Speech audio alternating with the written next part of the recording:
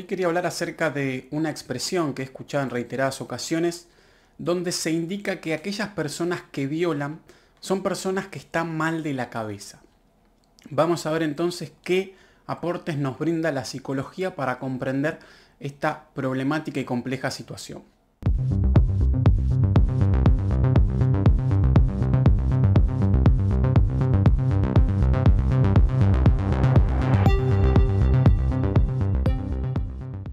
La realidad es que de verdad en esta expresión hay bastante poco.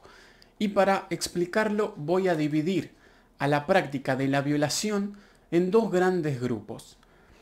Antes que nada voy a hacer la siguiente aclaración, que es que en estas dos categorías voy a hablar de dos factores y dos orígenes completamente diferentes que nos sirven para entender y para explicar a la práctica de la violación, pero ambos factores en verdad están presentes en las dos categorías, pero en una categoría están presentes en mayor medida y en la otra están presentes en menor medida. Es decir, hay que entenderlo como una relación gradual, donde hay factores, ya me adelanto, psicopatológicos y factores sociales, pero en una los psicopatológicos abundan y en el otro principalmente son los factores sociales los que dominan. Hecha la aclaración, paso a hablar de esto. El primer grupo tiene que ver con aquel donde la violación se explica y se entiende y deviene de factores constitucionales, de factores genéticos. Pero genéticos entendido no en términos biológicos, sino en términos de génesis, ¿sí? De origen. ¿Y de origen de qué? De origen del aparato psíquico y de estructuración del aparato psíquico, donde hay una serie de vivencias en la temprana infancia en ese sujeto que posibilitaron que la psiquis de esa persona no se constituyera de forma neurótica, que es como somos todos nosotros los que no somos perversos, sino que se constituyera de forma perversa. Entonces, acá sí aplica la expresión esta que hay que estar mal de la cabeza para violar, que vendría a ser, en términos técnicos, que hay que tener algún problema psicopatológico. Entonces, acá sí aplica, repito, y ¿cómo lo vemos esto reflejado? Bueno, en aquellos casos, por ejemplo, de violaciones seriales, ¿no? O incluso me animo a decir de los asesinos seriales, ¿no? Ya que muchas veces en los asesinatos seriales hay violaciones de por medio.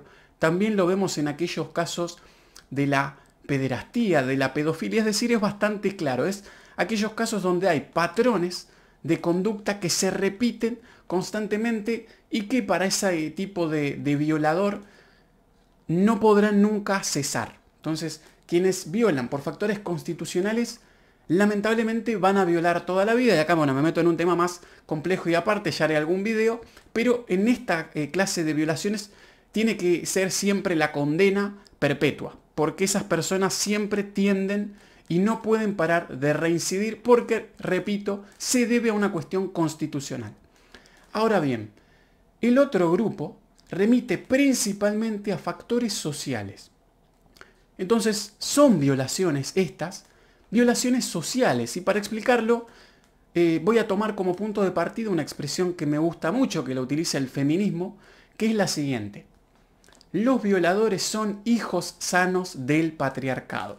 Y es excelente, y esto lo ha demostrado experimentalmente la psicología social.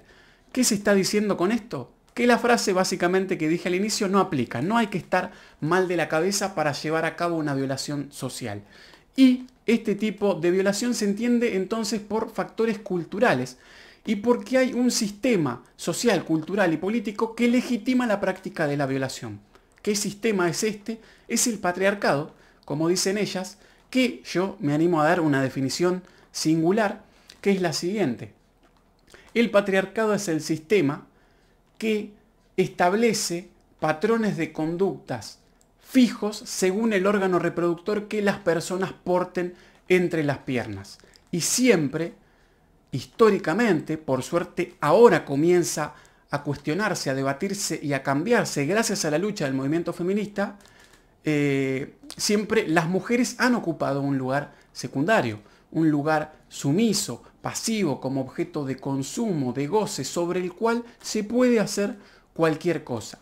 ¿Y de qué forma vemos reflejado esto? Bueno, en todos los discursos que circulan socialmente y que legitiman la violación de los hombres, que literalmente es así. ¿Como cuáles discursos? Bueno, es aquellos que dicen que las mujeres son todas putas, que son todas trolas, que si se visten de una manera es porque están insinuando algo, que de alguna forma ellas incitan a ser violadas, que cuando dicen que no, en verdad están diciendo que sí por otro lado, etcétera, etcétera. ¿Y en qué ejemplos y en qué casos vemos estas violaciones? Bueno, en la mayoría, creo yo. Muchas veces se dice que, o al menos cuando yo he escuchado la expresión esta, que hay que estar mal de la cabeza, como que las dicen para referirse a este tipo de prácticas de violación, cuando en verdad para estos casos no aplican, sino que se explican por, como decía, por estos factores socioculturales. ¿En qué casos los vemos? Bueno, en las violaciones en manada, por ejemplo, donde un grupo de hombres se anima a violar a una mujer, ¿no? Entonces, ¿qué más claro que esa situación? O cuando a la salida de un boliche un hombre se aprovecha del estado de embriaguez de la mujer. ¿Y por qué se aprovecha? Porque él sabe que después encontrará legitimidad social, ya que aparecerá una serie de discursos que dirán que bueno, que para qué se emborrachó, que para qué estaba a esa hora y en ese lugar, en ese estado, etcétera, etcétera. Entonces, se explica, o otro caso que se me viene a la mente, cuando el hombre en medio del coito se saca el preservativo, en fin. Todos estos casos reflejan muy bien esta situación, y entonces si la problemática se debe a factores socioculturales, la resolución de la misma también está en la cultura. Y para resolver todo esto hay que cambiar entonces la cultura. ¿Y cómo se cambia la cultura? Bueno, nos metemos en un tema muy complejo que probablemente en algún momento tenga su video, pero me animo a resumir cómo cambiar la cultura en una sola palabra, y es luchando.